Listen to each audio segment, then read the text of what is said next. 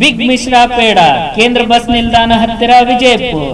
ಗಣೇಶ ವಿಶೇಷ ಪ್ರಿಯ ಗ್ರಾಹಕರೇ, ನಿಮ್ಮ ಬಿಗ್ ಮಿಶ್ರಾ ಪೇಡ ಸ್ವೀಟ್ ಮಾರ್ಟಿನಲ್ಲಿ ಗಣೇಶ ಚತುರ್ಥಿ ಪ್ರಯುಕ್ತ ವಿಷಯವಾಗಿ ತಯಾರಿಸಲಾಗಿದೆ.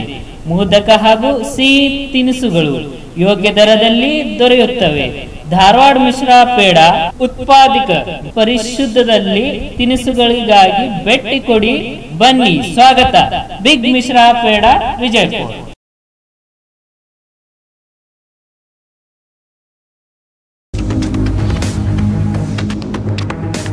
स्वागत है आपका बी न्यूज नेशन में। मैं हूं आबिद हुसैन शेख। जनता मुझसे और राज्य सरकार से नाराज है। रमेश जिगजनगी के सवालों वाले जवाब। पत्रकारों के सवाल पर केंद्र मंत्री के टोल मटोल वाले जवाब जनता को अब याद सताने लगी है। केंद्र मंत्री रमेश जिगजनगी को एमपी बनना मेरी खानदानी आस्ती नहीं है, ये जनता की आस्ती है जिसको चाहे अपना प्रतिनिधि बना सकते हैं। टिकट के मिलने के पूछे गए सवाल पर मुझे टिकट नहीं मिला तो क्या मैं मेरा संसार छोड़ दूं? बीजापुर में आज प्रेस मीट में खुद अपनी जुबान में जनता मुझसे नाराज है और राज्य सरकार से भी।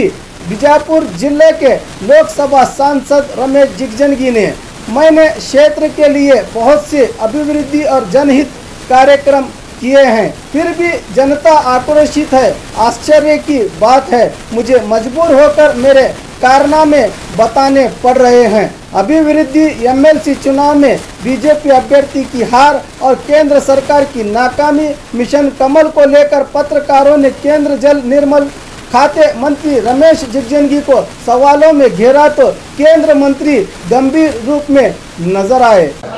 ಹಬ್ಬದ ಶುಭಾಶಯಗಳ ಜೊತೆಗೆ ಇವತ್ತಿನ ಈ ಒಂದು ಪತ್ರಿಕಾಗೋಷ್ಠಿಯನ್ನು ಪ್ರಾರಂಭ ಮಾಡ್ತೀವಿ ಅಂತೇಳಿ ನಾನು ಸಂತೋಷದಿಂದ ಹೇಳಿ ದಯವಿಟ್ಟು ಕ್ಷಮೆ ಮಾಡಿರಿ. ನಾನು ಪದೇ ಪದೇ ಪತ್ರಿಕಾ ಇವತ್ತು ಕರೆದಿರ್ತಕ್ಕಂಥ ಉದ್ದೇಶ, ನಾನು ಸುಮಾರು ಈಗ 3-4 ದಿವಸಗಳಿಂದ ಎಲ್ಲ ಹಳ್ಳಿ ಎಷ್ಟು ಸಾಧ್ಯದ ಹಳ್ಳಿಗಳಿಗೆ ಪ್ರವಾಸ ಮಾಡ್ತಾ ಇದ್ದೀವಿ. ಅಲ್ಲಿ ಒಕ್ಕೂರದ ಜನರ ಅಭಿಪ್ರಾಯ ಅಂದರೆ ಗ್ರೌಂಡ್ ಲೆವೆಲಲ್ಲಿ ಬಹಳ ಆಕ್ರೋಶ ಇದೆ, ಜನರ ಆಕ್ರೋಶ ಇದೆ. ರಾಜ್ಯ ಸರ್ಕಾರದ ಮೇಲೆ ಅತ್ಯಂತ ಹೆಚ್ಚಿನ ಆಕ್ರೋಶ ಇದೆ. ಅದರ ಜೊತೆಗೆ ನಮ್ಮೆಲ್ಲೂ ಸ್ವಲ್ಪ ಅದಕ್ಕೆ ನಮ್ಗೆ ಯಾಕೆ ಮರೆಯ, ನಾವು ಕೇಂದ್ರ ಸರ್ಕಾರದವರು ಏನು ಅವರು ಹಣ ಬೇಕಂದ್ರೆ ನಾವು ಕೊಡ್ತೇವೆ ಅಂತಕ್ಕಂಥ ಮಾತು ಹೇಳ್ಕೊಂಡಿದ್ದೀನಿ. ಅದರಲ್ಲಿ ಎಲ್ಲಕ್ಕಿಂತ ಕೆಟ್ಟ ಪರಿಸ್ಥಿತಿ ಅಂದರೆ ಕುಡಿಯುವ ನೀರ, ದನಗಳಿಗೆ ಮೇವ, ದನಗಳ ಪರಿಸ್ಥಿತಿ ಅಂತೂ ದೇವರೇ ಬಲ್ಲ. ಜನಗಳಿಗೇನು ಅಂತ ಹಾಹಾಕಾರ ಇಲ್ಲ. ಅದಕ್ಕೆ ಕಾರಣ ಏನಪ್ಪ ಅಂದರೆ ಫುಡ್ ಸೆಕ್ಯೂರಿಟಿ ಆ್ಯಕ್ಟ್. ಬಡವರಿಗೆ ಯಾವ ಫುಡ್ಡಿನ ವಿಷಯದಾಗ ಯಾವ ಅನಾನುಕೂಲತೆಗಳು ಇಲ್ಲ. ಆದರೆ ಆಕ್ರೋಶ ಇರೋದು ಕುಡಿಯುವ ನೀರ, ದನಗಳ ಮೇವ, ಇದ್ರ ಬಗ್ಗೆ ಹೆಚ್ಚಿನ ಆಕ್ರೋಶ ಜನರ ಮನಸ್ಸಿನಲ್ಲಿ ಇದೆ.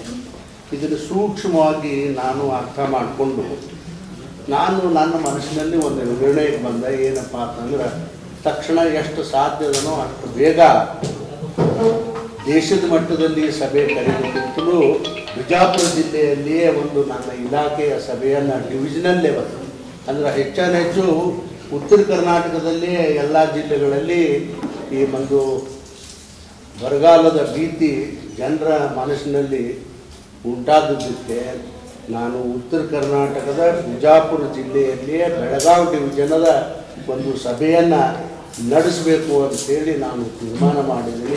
ಮೋಸ್ಟ್ಲಿ ಮುಂದಿನ ತಿಂಗಳ ಆ ಸಭೆಯನ್ನು ಬಿಜಾಪುರ ನಗರದಲ್ಲೇ ನಾನು ಮಾಡಿಸ್ತೀನಿ, ನನ್ನ ಅಧಿಕಾರಿಗಳನ್ನು ಕರೆದು ಅಂತೇಳಿ ನಾನು ಹೇಳಲಿಕ್ಕೆ ಬಯಸ್ತೀನಿ. ಅದರ ಮೂಲ ಉದ್ದೇಶ ಏನಪ್ಪ ಅಂತಂದ್ರೆ, ಏನು ಆ ಮೀಟಿಂಗ್ ಮರ್ಯಾನ ಏನು ಮಳೆನೂ ಬರೋಂಗಿಲ್ಲ, ಎಲ್ಲ ಸಮಸ್ಯೆನೂ ಏನು ಬಗೆಹರಿದಿಲ್ಲ. ಆದರೂ ಕೂಡ ಜನರಿಗೆ ಯಾವ್ಯಾವ ಪ್ರಾಜೆಕ್ಟ್ಗಳು ಅರ್ಧಕ್ಕೆ ನಿಂತವ, ಯಾವ್ಯಾವ ಹೊಸ ಪ್ರಾಜೆಕ್ಟ್ಗಳನ್ನು ಮತ್ತೆ ಮಾಡಬೇಕಾಗದ, ಈಗ ತುರ್ತ ಏನು ಮಾಡಬೇಕಾಗ್ಯದ, ತುರ್ತ ಹಣ ಬೇಕಾಗ್ಯದೋ ಏನು ಅವ್ರಿಗೆಲ್ಲ ಒಂದು ಸವಿಸ್ತಾರ ಯೋಚನೆಯನ್ನು ಮಾಡಿ ಅವರಿಗೆ ಎಷ್ಟು ಸಾಧ್ಯದ ಅದನ್ನು ನನ್ನ ಕೇಂದ್ರ ಸರ್ಕಾರದ ನನ್ನ ಇಲಾಖೆಯಿಂದ ಕುಡಿಯುವ ನೀರಿನ ವ್ಯವಸ್ಥೆ ಮಾಡಿಸ್ಬೇಕು ಅಂತೇಳಿ ನಾನು ನಿರ್ಣಯ ಮಾಡಿ ಮುಂದಿನ ತಿಂಗಳ ಆ ಸಭೆಯನ್ನು ಬಿಜಾಪುರ ನಗರದಲ್ಲಿ ನಾನು ಮಾಡ್ತೀನಿ. ಇದು ಒಂದು. ಎರಡನೇದ್ದೇನಪ್ಪ ಅಂತಂದ್ರೆ, ನಾನು 10 ವರ್ಷ ಈ ಭಾಗದಲ್ಲಿ 9 ವರ್ಷದಿಂದ ಲೋಕಸಭಾ ಸದಸ್ಯನಾದೆ. ಸ್ವಾಭಾವಿಕ ಜನ ನನಗೆಲ್ಲ ಎಲ್ಲ ಪಕ್ಷದವರು ಓಟ್ ಹಾಕ್ತಾರೆ, ಎಲ್ಲ ಜನರು ನನಗೆ ಓಟ್ ಹಾಕ್ತಾರೆ, ಎಲ್ಲ ಸಮಾಜದವರು ಸಮುದಾಯದವರು ಓಟ್ ಹಾಕ್ತಾರೆ. ಇವತ್ತು ನಾನು BJP ಇದ್ದರೆ ಮೈನಾರಿಟಿ ಜನರು ಭಾಳ ಕಡೆ ನನಗೆ ಓಟ್ ಹಾಕ್ಯಾರ ಮತ್ತು ಹಾಕ್ತಾರೆ. ಅದು ನನಗೆ ಖಾತ್ರಿ ಅದ. ಎಲ್ಲ ಜನರು ಓಟ್ ಹಾಕ್ತಾರ ನಾನು ಆಮೇಲೆ ಹೇಳ್ತೀನಿ ಕೇಳಕ್ಕೆ. ಆಮೇಲೆ ಅವಾಗ ಮಾಡೋಣ ಅಂಥೇಳಿ ನಾನು ಈ ಸಂದರ್ಭದಲ್ಲಿ ಹೇಳಿ, ಒಟ್ಟಾರೆ ಬಿಜಾಪುರ ಜಿಲ್ಲೆಯಲ್ಲಿ ಮೇಜರ್ ಕೆಲಸ ಏನಪ್ಪ ಅಂತಂದ್ರೆ ರೋಡ್ಗಳ ಕೆಲಸ. ಸುಮಾರು 5,000 ಕೋಟಿ ಹಣ 4.5 ವರ್ಷದಲ್ಲಿ ಬಿಜಾಪುರ ಜಿಲ್ಲೆಗೆ ತರ್ತಕ್ಕಂಥ ಪ್ರಯಾಸ ಜನರ ಆಶೀರ್ವಾದದಿಂದ ನಾನು ಮಾಡಿ. ಇದರಲ್ಲೇನು ಮುಚ್ಚು ಮರೆ ಇಲ್ಲ, ಯಾವುದೂ ಮುಚ್ಚಿಟ್ಟಿಲ್ಲ. ಯಾರು ಬೇಕಾದರೂ ನೋಡ್ಬೋದು. ತೆರೆ ಮರೆಯಲ್ಲಿ ಏನಿಲ್ಲ, ಎಲ್ಲ ತೆರೆದ ಹಾಳಿ ಇದ್ದಂಗಲ್ಲ. ನನ್ನ ಜೀವನನೇ ಇಡೀ ರಾಜಕಾರಣದಲ್ಲಿ ತೆರೆದ ಹಾಳಿ ಅದ. ಇಡೀ ನನ್ನ ಸಂಸಾರ ಕೂಡ ಅಷ್ಟೇ, ತೆರೆ ಮರೆಯಲ್ಲಿ ಯಾವುದೂ ಇಲ್ಲ, ಎಲ್ಲನೂ ಓಪನ್ ಸೀಕ್ರೆಟ್. ಜೀವನನೂ ಅಷ್ಟೇ ಅದ, ನನ್ನ ರಾಜಕಾರಣನೂ ಕೂಡ ಅಷ್ಟೇ ಅದ. ಬೇರೆದವ್ರಿಗಿಂತ ಆ ರೀತಿ ನಾನಲ್ಲ ಒಂದು ತುಲನೆ ಮಾಡಿದ್ರ ಅಂತಕ್ಕಂಥ ಮಾತುಗಳನ್ನು ಹೇಳಿ, ಅಷ್ಟಕ್ಕೆ ಅಲ್ಲ, ನಮ್ಮ ದೇಶದ ಪ್ರಧಾನಮಂತ್ರಿಗಳು ಬಡವರ ಬಗ್ಗೆ ಅತ್ಯಂತ ಏನೋ ಆಯಿತು. ನಾವು BJP ಎದ್ದಿದ್ದೇವಪ್ಪ, ನಮ್ಮ ಪ್ರಧಾನಮಂತ್ರಿ BJP ಅದ. 5 ವರ್ಷ ನಾವು ಸರ್ಕಾರ ನಡೆಸಿದ್ದೇವೆ. ಏನು ನಾವು ಬೇರೆದವ್ರ ಗತ್ತಲೆ ನಡೆಸಿದ್ದೇವ? ಸಾವಿರಾರು ಕೋಟಿ, ಲಕ್ಷಾವಧಿ ಕೋಟಿ ನಾವೇನು ಯಾವತ್ತೂ ಕೂಡ 4.5 ವರ್ಷದಲ್ಲಿ ಒಂದು ಸ್ಕ್ಯಾಂಡಲು ಕೂಡ ಯಾವ ಮಂತ್ರಿ ಮೇಲೆ, ಪ್ರಧಾನಮಂತ್ರಿ ಮೇಲೆ ಯಾವತ್ತೂ ಬರಲಿಲ್ಲ. ತಾವು ಹಿಂದಿನ ಸರ್ಕಾರಗಳನ್ನ ನಾವು ನೋಡಿದ್ದೀವಿ. 65 ವರ್ಷ ಸರ್ಕಾರ ನಡೆಸಿ ದೇಶವನ್ನು ಲೂಟಿ ಮಾಡಿ ಬಡವರನ್ನ ಜೋಬು ಕತ್ತರಿಸಿ ಏನು ಮಾಡ್ಯಾರ ನಿಮ್ಮೆಲ್ಲರಿಗೂ ಗೊತ್ತದ. ಅದ್ರ ಬಗ್ಗೆ ನಾನು ಹೆಚ್ಚಿಗೆ ನಾನೇನು ಹೇಳಕ್ಕೆ ಹೋಗೋದಿಲ್ಲ. ನೋಡ್ರಿ, ಬಡವರಿಗೆ ಕೊಟ್ಟಿರ್ತಕ್ಕಂಥ ಕೇಂದ್ರ ಸರ್ಕಾರದ ಹಣ ಬಡವನ ಕೈಗೆ ಸಿಗಬೇಕು ಅಂತಕ್ಕಂಥ ಗುರಿ ಪ್ರಧಾನಮಂತ್ರಿ. ಇವತ್ತು ನೋಡ್ರಿ, ಎಂದರೆ ಇತ್ತ ಮಾಡಿದ್ರ 1,000 ರೂಪಾಯಿ ಕೇಂದ್ರದಲ್ಲಿ ಮಂಜೂರಾತು, ಒಬ್ಬ ಬಡವನಿಗೆ ಮಂಜೂರಾದ್ರೆ ಎಂದಾದರೂ ಆ 1,000 ರೂಪಾಯಿ ಅವನ ಕೈಗೆ ಸಿಕ್ಕಿತ್ತಾ? ನಾನು ಪ್ರಶ್ನೆ ಮಾಡ್ತೀನಿ. ಯಾವತ್ತೂ ಸಿಕ್ಕಿಲ್ಲ. ಇವತ್ತು ಹಂಗಿಲ್ಲ. ಅದಕ್ಕಾಗಲೇ ಪ್ರತಿಯೊಂದು ದೇಶದಲ್ಲಿರ್ತಕ್ಕಂಥ ಎಲ್ಲ ಹಳ್ಳಿಗಳ ಪೋಸ್ಟ್ ಆಫೀಸಿಗೆ ಒಂದು ಬ್ಯಾಂಕನ್ನು ತೆಗೆದು ಆ ಪೋಸ್ಟ್ ಆಫೀಸಿನ ಮುಖಾಂತರ ಬಡವನ ಕೈಗೆ ನೇರವಾಗಿ ಅವನ ಅಕೌಂಟಿಗೆ ಹಣವನ್ನು ಹೋಗಬೇಕು ಅನ್ನತಕ್ಕಂಥ ಪ್ರಯಾಸ ಯಾರು ಈ ದೇಶದಲ್ಲಿ ಮಾಡಿದರೆ ಅದು ನರೇಂದ್ರ ಮೋದಿಯವರು ಅಂತಕ್ಕಂಥದ್ದು ನಾನು ನಮ್ಮ ಪ್ರಧಾನಮಂತ್ರಿ ಅಂತೇಳಿ ಅತ್ಯಂತ ನಾನು ಅಭಿಮಾನದಿಂದ ಈ ಮಾತನ್ನು ನಾನು ಹೇಳಿ, ಇವತ್ತು ಅದು ಒಂದೇ ಅಲ್ಲ, ಬಡವರಿಗೆ ನೋಡಿ ಈ ಗ್ಯಾಸ ಮೊದಲ ಆ 5 ಕೋಟಿ ಹೋಗಿ 8 ಕೋಟಿ ಕೊಡ್ತಕ್ಕಂಥ ನಿರ್ಣಯ ಕೇಂದ್ರ ಸರ್ಕಾರದ ಕ್ಯಾಬಿನೆಟ್ಟು ಅವರಿಗೆ ಗ್ಯಾಸನ್ನು LPG ಗ್ಯಾಸನ್ನು ಕೊಡಬೇಕು ಅಂತಕ್ಕಂಥ ಒಂದು ನಿರ್ಣಯ ನಮ್ಮ ಸರ್ಕಾರ ಮಾಡ್ಯದ ಅಂತೇಳಿ ನಾನು ಅತ್ಯಂತ ಸಂತೋಷದಿಂದ ಈ ಮಾತನ್ನು ಹೇಳಿ, ಈಗ ಅಷ್ಟೇ ಅಲ್ಲ, ಬಡವರಿಗೆ ಸಾಕಷ್ಟು ಯೋಜನೆಗಳನ್ನು ನೇರವಾಗಿ ಚುನಾವಣೆ ನಡೀತದ. ಚುನಾವಣೆ ಯಾವಾಗೇ ಬರಲಿ, ಚುನಾವಣೆ ಯಾವಾಗೇ ಆಗಲಿ, ಪುನಃ ನರೇಂದ್ರ ಮೋದಿಯವರೇ ಈ ರಾಷ್ಟ್ರಕ್ಕೆ ಪ್ರಧಾನಮಂತ್ರಿ ಆಗ್ತಾರೆ ಅನ್ನೋ ಘೋಷಣೆ ನನ್ನ ಮನಸ್ಸಿನಲ್ಲಿ ನಿಮ್ಮ ಮುಂದೆ ಹೇಳಲಿಕ್ಕೆ ನಾನು ಪ್ರಯಾಸ.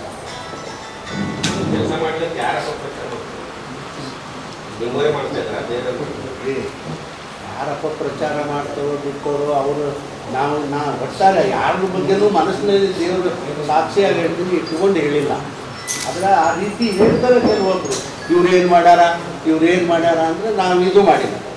ಇವತ್ತೇನು ಹೇಳ್ದಲ್ಲ ಇದು ಮಾಡೀನಿ. ಅದು ಜನರ ಸಲುವಾಗಿ, ನನ್ನ ಮತದಾರರ ಸಲುವಾಗಿ ಅಲ್ಲ, ನನ್ನ ತೃಪ್ತಿಗೋಸ್ಕರವಾಗಿ ಎಲ್ಲ ಕೆಲಸಗಳನ್ನು ಮಾಡೀನಿ. ನಾನು ಇಡೀ ಜೀವನದಲ್ಲಿ ಅದನ್ನೇ ಮಾಡೀನಿ, ಮುಂದೂ ಕೂಡ ಅದನ್ನೇ ಮಾಡ್ತೀನಿ. ಯಾರು ಬೈತಾರೋ ಯಾರು ಹತ್ತಾರೋ ಅದ್ರ ಬಗ್ಗೆ ಆಗಿ ನಾನು ಯಾವತ್ತೂ ಕೂಡ ತಲೆ ಹಾಕಲ್ಲ. ನೋಡ್ರಿ, ನಾನು ಮೊದಲು ಹೇಳಿದ್ದೀನಿ, 2019ರಲ್ಲಿ ನನ್ನ ಪಕ್ಷ ನೀನೇ ಈ ಕ್ಷೇತ್ರದ ಅಭ್ಯರ್ಥಿ ಆಗಬೇಕು ಅಂದ್ರೆ ನಾನು ನಿಂದಿರ್ತೀನಿ. ಆದ್ರೆ ಇಲ್ಲಪ್ಪ, ನೀನು ಬೇಡ, ಇಲ್ಲೆಲ್ಲ ಭಾಳ ರಾಜಕಾರಣ ಮಾಡ್ತಾರೆ ಇವರು, ನಾವು ಇನ್ನೊಬ್ಬರಿಗೆ ಯಾರಿಗೆ ತಂದು ಟಿಕೆಟ್ ಕೊಡ್ತೇವೆ ಅಂದ್ರೆ 10 ರೂಪಾಯಿ ಅವನ ಕೈಯಾಗ ಕೊಟ್ಟು ಅವನ ಪರವಾಗಿ ನಾನೇ ನನ್ನ ಗಾಡಿನಲ್ಲಿ ಅವನು ಕರ್ಕೊಂಡು ಪ್ರಚಾರ ಮಾಡ್ತೀನಿ ಇಡೀ ಕ್ಷೇತ್ರಕ್ಕೆ. ನೋಡ್ರಿ, ಅದು ಅವ್ರ ನಿರೀಕ್ಷೆ ಅವ್ರದ್ದು. ಆದರೆ ಆ ಪಕ್ಷಕ್ಕೆ ಹೋಗ್ಬೇಕು, ಈ ಪಕ್ಷಕ್ಕೆ ಹೋಗ್ಬೇಕು ಅಂದ್ರೆ ನಾನು ತೆರೆ ಮರೆ ಎಂದೂ ಮಾಡೋದಿಲ್ಲ. ಗಂಡಸನ ಗಾಂಧಿ ಚೌಕ್ರೆ ನಿಂತು ಸಾಕ್ರೆ ಅಲ್ಲಿ BJP ನಾನು ಇಂಥ ಪಕ್ಷಕ್ಕೆ ಹೋಗ್ತೀನಿ ಅಂತ ಹಿಂದೂ ಆ ರೀತಿ ನಾ ಹೇಳಿ ಹೆಗ್ಡೆಯವ್ರ ಜೋಡಿ ಹೋಗಿ ನಾನೇನು ಮರಿ ಮುಚ್ಚಿ ರಾಜಕಾರಣ ಯಾವತ್ತೂ ಕೂಡ ಮಾಡಿಲ್ಲ, ನಾನು ಮಾಡೋದು ಇಲ್ಲ. ನಾನು ಹೋಗ್ಬೇಕಾದ್ರೆ ನೇರವಾಗಿ ನಡೀಪ ಸಾಕು ನಿಮ್ಮ ಪಕ್ಷ ನಾನು ಬಿಟ್ಟು ಹೋಗ್ತೀನಿ ಅಂತ ಹೇಳ್ತೀನಿ. ನನಗೇನಾಗಬೇಕಾಗ್ತದೆ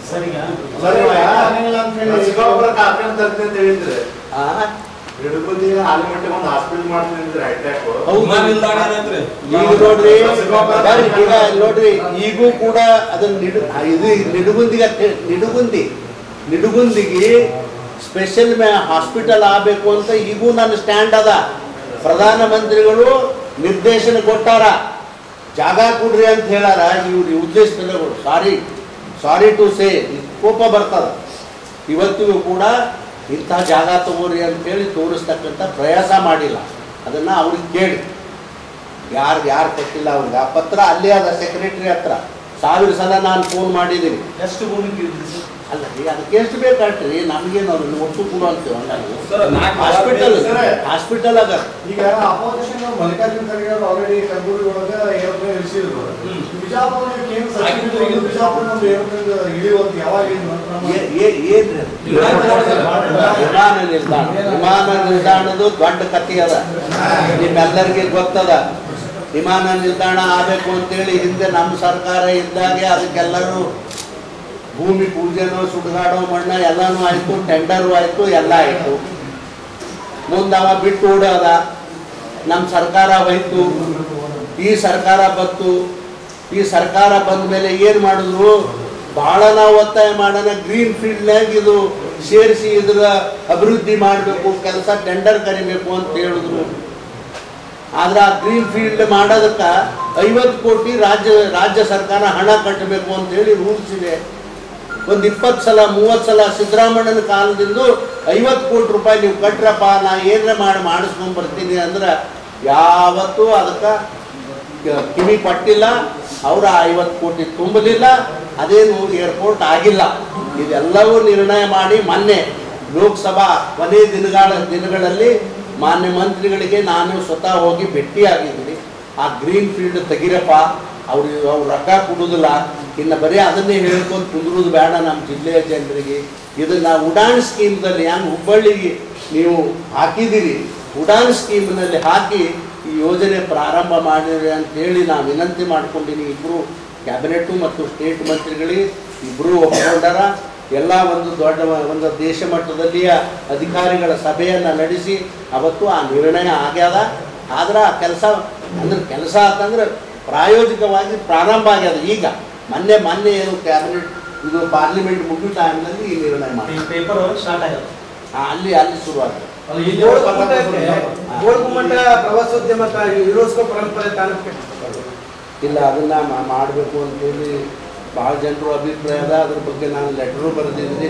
ಕಡೆಗೆ ಎಲ್ಲಿ ತನ ಅಂದ್ರೆ ನಾಗರಾಜ್ ಸಾಹೇಬ್ರೆ, ಕಡೆಗೆ ಅದಕ್ಕೆ ಪ್ಯೂರ್ ಏನು ಗೋಳಗುಮಟಕ್ಕೆ ಬ್ಯೂಟಿಫಿಕೇಶನ್ ಏನೇ ಮಾಡಿರಿ, ಲೈಟ್ ಏರೇ ಹಾಕ್ರಿ, ಮತ್ತೊಂದು ಮಾಡಿರಿ, ಏನ್ರೇ ಮಾಡಿರಿ ಚಂದ ಅಂತೇಳಿ ಹೇಳಿರಿ.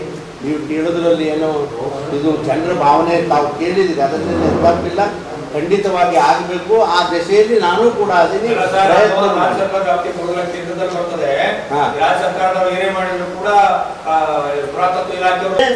ನಮ್ಮ ಸರ್ಕಾರೇ ಅದಕ್ಕೆ ಜವಾಬ್ದಾರಿ. ನಾನೇನು ರಾಜ್ಯ ಸರ್ಕಾರ ಅಂತ ಹೇಳಂಗಿಲ್ಲ. ಯಾವದದ ಅಷ್ಟು ಹೇಳ್ತೀನಿ ಗಟ್ಟಿಯಾಗಿ, ಯಾವುದಿಲ್ಲ ಅದನ್ನೇ ಪಾಪ ಅವ್ರ ಮೇಲೆ ಹಾಕ್ಲಕ್ಕೆ ಹೋಗುದು. ನಮ್ಮ ಜವಾಬ್ದಾರಿ ಅದು ನಾವು ಮಾಡಿರಿ ಅಂತ ಹೇಳಿದೆವು, ಮಾಡಿಸ್ತೇವೆ ಅದನ್ನ. ಇವತ್ತಿನ ಹೌದು, ಈಗೂ ಆ ಪ್ರಸ್ತಾವನೆ ಅದ. 2 ಸಲ ನಾನು ಮೀಟಿಂಗ್ ಮಾಡಿದ್ದೀನಿ ಅಲ್ಲಿ ಮಂತ್ರಿಯಾಗಿ. ಧಾರವಾಡದಿಂದ ಆ ಆಫೀಸ್ ಶಿಫ್ಟ್ ಮಾಡ್ಲಿಕ್ಕೆ ಆಗದೆ ಇದ್ರೂ ಕೂಡ ಅದ್ರ ಸಬ್ ಆಫೀಸ್, ಅದ್ರ ಹೆಸರು ಬೇರೆ ಅದು ಅದನ್ನೇ ಅಟ್ಲೀಸ್ಟ್ ಓಪನ್ ಮಾಡಿದ್ವಿ ಬಿಜಾಪುರ್ಗೆ. ಯಾಕಂದರೆ ಧಾರವಾಡದಲ್ಲಿ ಆಗಲಿ ಅಥವಾ ಹಾವೇರಿಯಲ್ಲಿ ಆಗಲಿ ಮಾನ್ಯುಮೆಂಟ್ಸ್ ಯಾವುದೂ ಇಲ್ಲ. ಬಿಜಾಪುರ ನಗರದಲ್ಲಿ 110 ಮಾನ್ಯುಮೆಂಟ್ನಲ್ಲಿ 83 ಮಾನ್ಯುಮೆಂಟು ಬರೀ ಬಿಜಾಪುರ ನಗರದಲ್ಲಿ ಅದಾವ. ಇಲ್ಲಿ ಮಾಡಿದ್ರೆ ಅದ್ರ ಉಪಯೋಗ ಆಗ್ತಾ ಅನ್ನತಕ್ಕಂಥ ವಾದನ ಮಾಡಿದ್ದೀನಿ. ಇಲ್ಲೇ ಕಡೆಗೆ ಅದು ಆಫೀಸ್ ಶಿಫ್ಟ್ ಆಗದೇ ಇದ್ರು ಅದರ ಆಫೀಸ್ ಇಲ್ಲಿ ತೆಗಿತಕ್ಕಂಥ ಕೆಲಸ ಮಾಡಿಸ್ತೀವಿ. ಯಾವ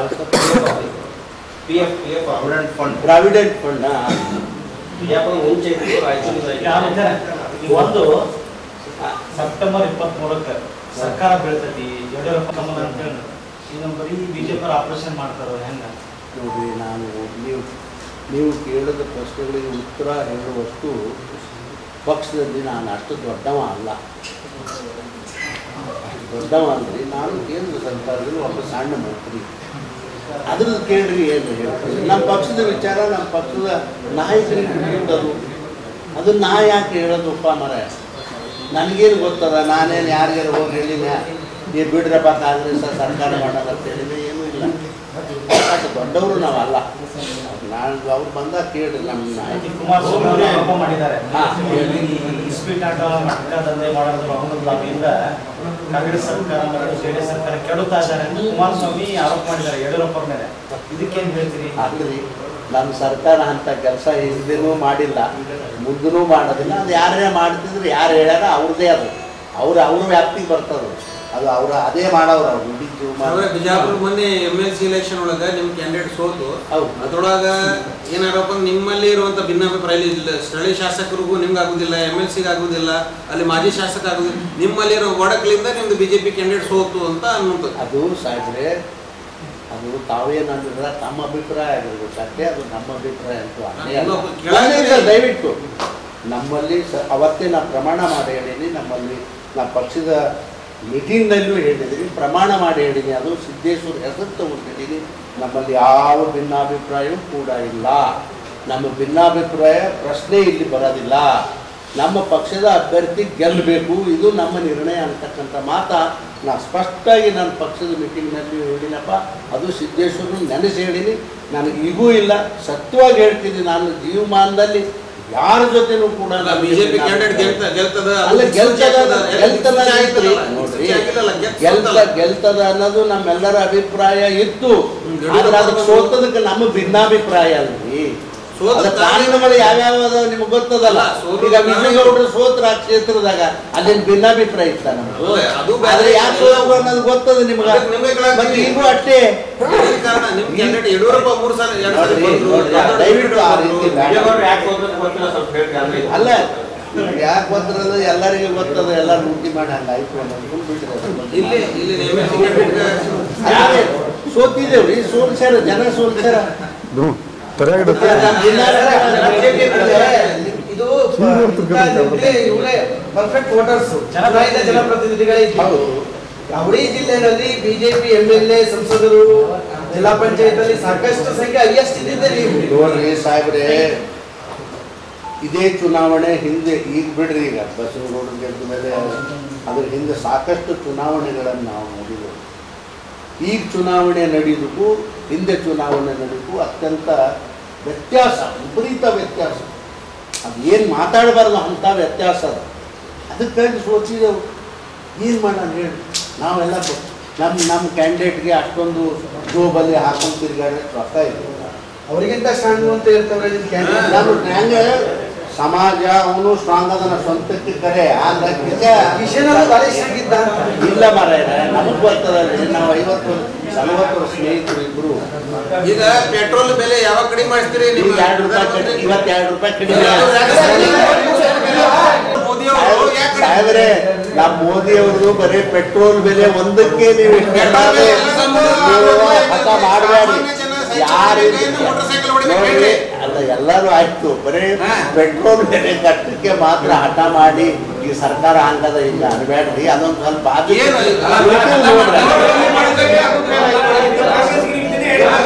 ಒಳಗ 99.3% ರೊಕ್ಕ ಒಳಗೆ ಬಂತು ಅಂತ ಮತ್ತೆ ನೋಟ್ ಬ್ಯಾಂಕ್ ಫೇಲ್ ಆದಂಗ ಆಯ್ತು. ಇದ್ರಾಗ 85 ಮೇಲೆ ಪೆಟ್ರೋಲ್ ಹೊಂಟೈತಿ. ನೋಟ್ ಬ್ಯಾಂಕ್ RBI ಗವರ್ನರ್ ಹೇಳತ್ತಾರೆ ಶೇಕಡಾ 99.3% ಒಳಗೆ ಬಂದೈತಿ. ಸೆಂಟ್ರಲ್ ಪಾರ್ಲಿಮೆಂಟರಿ ಕಮಿಟಿ ಒಂದು ಮೀಟಿಂಗ್ ಅದು 2.5 ಕೋಟಿ ಸಣ್ಣ ಮತ್ತು ಅತಿ ಸಣ್ಣ ಹುದ್ದೆಗಳು ನಷ್ಟ ಆಗುವಂತ. ನನಗೆ ಅದನ್ನೆಲ್ಲ ಭಾಳ ಸರ್ ಇದ್ರ ಬಗ್ಗೆ ಕನಸಿನ ಗ್ರಾಮ ಹೆಲ್ತ್ ಸೆಂಟರ್ ಇರೋ ಸಿಸ್ಟಮ್ನಾಗ ಮಾಡ್ಬೇಕು. ಮಾಡಿದೆವು ನೋಡ್ರಿ, ರೋಡ್ ಮಾಡಿಸಿದೆವು. ನೋಡ್ಕೊಂಬರ್ರಿ ಆರಾಮಾಗಿ.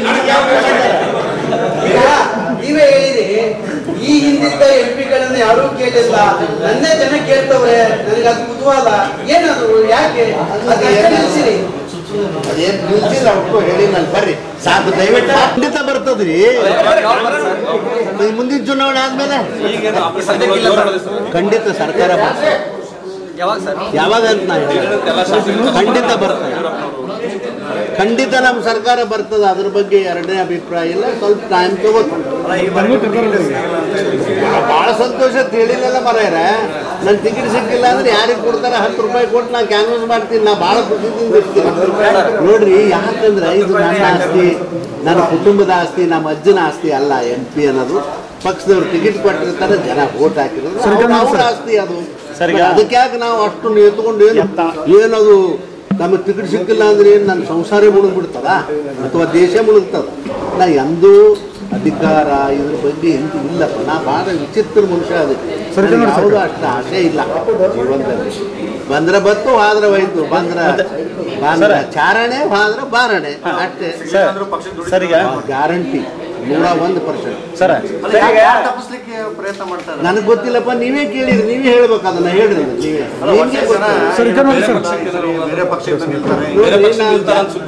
ನೋಡ್ರಿ, ಬ್ಯಾರೆ ಪಕ್ಷದಲ್ಲಿ ನಿಲ್ಲೂ ಪ್ರಶ್ನೆನೇ ಬರೋದಿಲ್ಲ. ನನಗ ವಯಸ್ಸಾಗ್ಯದ, ಸುಮಾರು 10 ಚುನಾವಣೆ ನಾನು ಫೇಸ್ ಮಾಡೀನಿ. ಇನ್ನ ಏಟ್ ಮಾಡೋದ್ರಿ? ಮತ್ತೆ ಯಾಕೆ ಹೋಗಿ ಮತ್ತೊಂದು ಕಡೆ ಸೇರ್ಕೊಂಡು ಮಾಡೋದು? ಕೊಟ್ರ ನನ್ನ ಪಕ್ಷದಲ್ಲಿ ನಿಂತಿರ್ತೀನಿ, ಇಲ್ಲ ಅಂದ್ರೆ ಗ್ರೇಸ್ಫುಲ್ ಆಗಿ ನನ್ನ ಅಭ್ಯರ್ಥಿ ಗೆಲ್ಲಿಸ್ಲಿಕ್ಕೆ ಪ್ರಯತ್ನ ಮಾಡ್ತೀನಿ. ಅದು ರೊಕ್ಕ ಕೊಟ್ಟು 10 ರೂಪಾಯಿ ಕೊಡ್ಬೇಕ್ರಿ. ಪಕ್ಷದ ಸಲುವಾಗಿ ಕೊಡ್ಬೇಕು. ಎಷ್ಟೇ ಆಗಲಿ ಒಟ್ಟು ಕೊಡ್ತೇನೆ ಪಕ್ಷಕ್ಕೆ. ಅಲ್ಲ, ಮೌಲ್ಯಾಧಾರಿತ ರಾಜಕಾರಣಿ ನಾನಲ್ಲ, ನನ್ನ ಗುರು ಅವ್ರು ಕಲಿಸ್ಕೊಟ್ಟ ರಾಮಕೃಷ್ಣ ಹೆಗಡೆ. ಅದಕ್ಕಾಗಿ ನನ್ನ ಜೀವನದಲ್ಲಿ ಏನಾದರೂ ತಪ್ಪು ಹೆಜ್ಜೆ ಇಟ್ಟರೆ ರಾಮಕೃಷ್ಣ ಅವರಿಗೆ ಕೆಟ್ಟ ಹೆಸರು ಬಂದಿತ್ತು ಅನ್ನೋ ಕಾರಣಕ್ಕಾಗಿ ಅಷ್ಟು ಸ್ವಾಭಿಮಾನ ಇಟ್ಕೊಂಡು ನಾನು ತಪ್ಪು ಹಾದಿ ಹಿಡಿಲಿಕ್ಕೆ ಯಾವತ್ತೂ ಕೂಡ ಮಾಡಿಲ್ಲ. ಆಪರೇಷನ್ ಕಮಲ ಯಾರ್ರೀ ಮಾಡ್ತಾರೆ? ಮಾಡೋರು ಕೇಳು ಮರೆ, ನಮಗೆ ಯಾಕೆ ಕೇಳಿ? ನಮ್ಮ ಪಕ್ಷದವ್ರು ಕೇಳಲ್ಲ, ನೀವೇ ಕೇಳ್ರಿ. ಯಾರು ಮಾಡ್ಲಕ್ಕ? ಇಲ್ಲ ಇಲ್ಲ ಇಲ್ಲಪ್ಪ, ಯಾರೂ ಇಲ್ಲ, ಸುಮ್ಮನೆ ಎಬ್ಬಿಸ್ತಾರೆ ಎಲ್ಲರೂ. ನೋಡ್ರಿ, ದಯವಿಟ್ಟು MP ಪಾಟೀಲ್ ಸಾಹೇಬ್ರು ಬಹಳ ದೊಡ್ಡ ಮನುಷ್ಯರ. ಅವ್ರ ಮಾತು ನನಗೆ ಯಾಕೆ ಕೇಳ್ತೀರಿ ನೀವು? ನಾನು ಕೇಳ್ಬೇಡ್ರಿ ದಯವಿಟ್ಟು. MP ಪಾಟೀಲ್ರ ವಿಷಯ ನನ್ನ ಮುಂದೆ ಕೇಳ್ಬೇಡ್ರಿ. ಕೇಂದ್ರ ಸಚಿವರು ನಾನು ಅದೀನ್ರಿ, ಇಲ್ಲ ಅಂತಲ್ಲ, ಸಾಮಾನ್ಯ ಜನರಿಗೆ ಬಡವರಿಗೆ ಅಂತ MP ಪಾಟೀಲ್ರು ಅಂತ ಮೂಲಕ್ಕೆ ಎತ್ತರ ಬೆಳೆದಂತ ಮನುಷ್ಯ ನಾ ಹೆಂಗೆ ಆಗ್ತೀನಿ? 2 ವರ್ಷ ಆಯ್ತು ನೀವು ಕೇಂದ್ರ ಸಚಿವರಾಗಿ. ನಿಮ್ಮ ವಿಜಯಪುರಕ್ಕೆ ಕೊಡುಗೆ ಏನಿದೆ ಅಂತ? ಅದು ಈಗ ಆಗಲೇ ಹೇಳಿದ್ನಲ್ರಿ, ನೀವು ಎಲ್ಲರೂ ಅಲ್ರಿ ಎಷ್ಟು ಕೊಡ್ಬೇಕ್ರಿ? ಇನ್ನ ಏನು ಅಲ್ಲ ರೀ, ಏನು ಬೇಕು ಜನರಿಗೆ ಅದನ್ನು ಕೊಟ್ಟಿನಪ್ಪ. ಎಲ್ಲ 5,000 ಕೋಟಿ ಹಣವನ್ನ ರೋಡ್ ಸಲುವಾಗಿ ಕೊಟ್ಟಿದ್ದೀನಿ. 2 ಡಬಲ್ ರೈಲ್ವೆ ಹಳಿ ಮಾಡಿಸೀನಿ. 32,000 ಕೋಟಿ ರೂಪಾಯಿ 4,000 ಮೆಗಾವ್ಯಾಟಿನ ವಿದ್ಯುತ್ ಸಾವಿರ ತಂದಿದ್ದೀನಿ. ಏನ್ ಮಾಡ್ಬೇಕು? ಬೆಂಗಳೂರಲ್ಲಿ ಸಮಾವೇಶ ನಡೀತಾ ಇದೆ. ಸಮಾವೇಶ ಇಲ್ಲ, ಪಕ್ಷದ ಸಭೆ. ಅಲ್ಲೇನು ಹೋಗ್ತಾ ಇದ್ದೀರಾ? ಹೌದು, ಹೋಗ್ತಾ ಇದ್ದೀನಿ. ಈಗ ಹೊರಟಿದ್ದೀನಿ.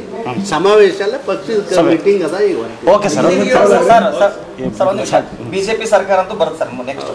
ಈಗ ಬಹಳ ದಶಕಗಳಿಂದ ಮಾತು ಕೇಳಿ ಬರ್ತಾ ಇತ್ತು, ದಲಿತರು CM ಆಗಬೇಕು. ನೋಡ್ರಿ, ಮಾತು ನೀವು ನಮ್ಮಲ್ಲೇ ಜಗಳ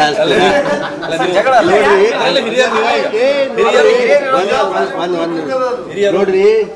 ಖಂಡಿತವಾಗಿ ದಲಿತರು ಬಿಜೆಪಿಯಲ್ಲಿ ಒಮ್ಮೆ ಮುಖ್ಯಮಂತ್ರಿಗಳು ಆಗ್ತಾರ, ಆದ್ರೆ ಸಮಯ ಬಂದಾಗ.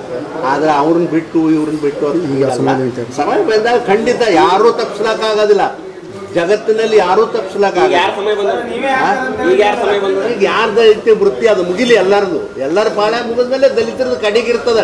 ನೋಡ್ರಿ ನಿಮ್ಮ ಲಗ್ನದಾಗ ಊಟ ಏನು ಮೊದಲೇ ಹಾಕ್ಸ್ತೀರಿ ನಮಗೆ ಕಡೆಗೆ ಹಾಕಿಸ್ತೀರಿಲ್ಲ ನೋಡ್ರಿ ಎಲ್ಲ ಕಡೆಗೆ ಪಾಳೆ ನಮ್ದು ಎಲ್ಲರಿಗೂ ಇರ್ಲಿ ಮನೆ ನೋಡ್ರಿ. ಯಾರು ಈ ಜಗತ್ತಿನ ಮೇಲೆ ಈ ಜನ ತಪ್ಪಿಸ್ಲಕ್ಕಾಗೋದಿಲ್ಲ. ಬಿಜೆಪಿಯಿಂದ ದಲಿತರು ಈ ರಾಜ್ಯದ ಮುಖ್ಯಮಂತ್ರಿ ಆಗ್ತಾರ. ಈಗಿಲ್ಲ, ಇನ್ನು 20 ವರ್ಷಗೆರ ಮತ್ತದನ್ನೇ ಕೇಳ್ತೀನಿ. ಅಲ್ಲರಿ ಅಲ್ರಿ ಈಗೂ ಹೇಳ್ತೀನಿ ನಾನು, ಒಬ್ಬ ದೇಶದ ಪ್ರಧಾನಮಂತ್ರಿ ಆಗ್ತಕ್ಕಂಥವ್ನು, ಒಂದು ರಾಷ್ಟ್ರೀಯ ಪಕ್ಷದ ಅಧ್ಯಕ್ಷ ಬೇರೆ ರಾಜ್ಯಗಳಲ್ಲಿ ದೇಶಕ್ಕೆ ಹೋಗಿ ನಮ್ಮ ಭಾರತ ದೇಶವನ್ನ ನಿಂದನೆ ಮಾಡಿದ್ರೆ ಉಗಿಲಾರ್ದು ಬಿಡ್ತಾರ? ಸುಮ್ಮನೆ ನೋಡ್ರಿ, ಹಂಗೆ ಹೇಳ್ಬೇಡ್ರಿ. ಯಾವದಕ್ಕೆ ಯಾವ ರೀತಿ ಶಬ್ದ ಉಪಯೋಗ ಮಾಡಬೇಕು ಖಂಡಿತ ನಾ ಮಾಡೇ ಮಾಡ್ತೀನಿ. ನಾ ಯಾರಿಗೆ ಅಂಜುವುದಿಲ್ಲ. ಅಲ್ಲರಿ ಇಂಥ ನೋಡ್ರಿ, ಯಾರ್ರಿ ಇಂಥವ್ರು ಯಾರು ಹೇಳ್ತಾರೇನ್ರಿ ಈ ಮಾತನ್ನ? ದೇಶದಾಗ ಮನುಷ್ಯ ಇಲ್ಲಿ ಬೈದ್ರಿ, ನಮ್ಗೆ ಎಷ್ಟು ಬೈತಾರ? ನೀವೇ ಉಗಿಲಾಗತ್ತೀರಿ, ಉಗಿರಿ. ಹೌದೌದೌದೌದು, ನಾನು ಖಂಡಿತವಾಗಿ ಖಂಡಿಸ್ತೀನಿ ಯಾರು ಮಾತಾಡೋದು. ಯಾಕಂದ್ರೆ ಇಲ್ಲಿ ಬೈರಿ, ಎಷ್ಟು ಬೈತೀರಿ? ಬೇರೆ ರಾಷ್ಟ್ರಗಳಲ್ಲಿ ಹೋಗಿ ದೇಶದ ಬಗ್ಗೆ ಅವಮಾನ ರೀತಿ ಹೇಳಿಕೆ ಮಾಡಿದ್ರೆ ಯಾರ ಸಹಿಸ್ಕೋತಾರ? ದೇಶದ ನಮಸ್ಕಾರ. और खबरों के लिए देखते रहिए B news nation. B news nation के लेटेस्ट न्यूज़ों को अपने मोबाइल में देखने के लिए यूट्यूब में बी न्यूज नेशन के चैनल के सब्सक्राइब आइकॉन को दबाएं और फिर बेल आइकॉन को दबाने पर आप लेटेस्ट न्यूज़ों को देख सकते हैं।